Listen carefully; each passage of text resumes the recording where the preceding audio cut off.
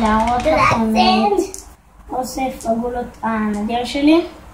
יש לי אחת עם נקודות, עם קווים, ואני לא יודע אם תאמינו, אבל את כולם מצאתי ברחוב. את זאתי מצאתי ליד החוג שלי, את אלה מתחת לבניין. יש לי 5 גולות בומבילות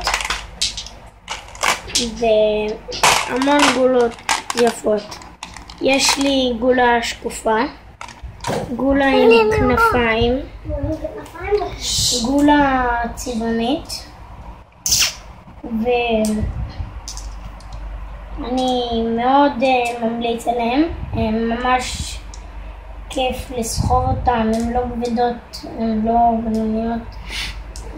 אני יכול, אם הייתי יודע, הייתי עושה איתם ג'אנגלינג, אבל בואו תכירו את האחים שמשחקים איתי תמיד.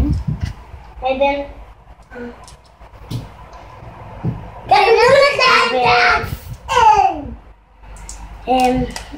את הבומבילות, את רוב הגולות אבא קנה לי שהייתי בן 4.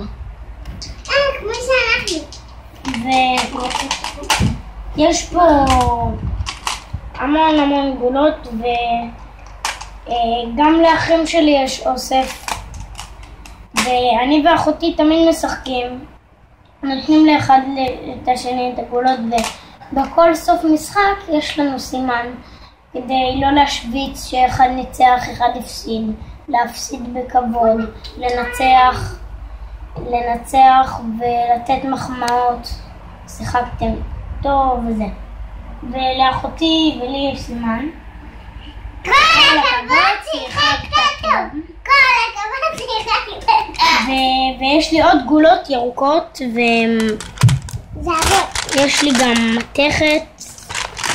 בקיצור, אני ממליץ מאוד על כולם, מאוד כיפיות.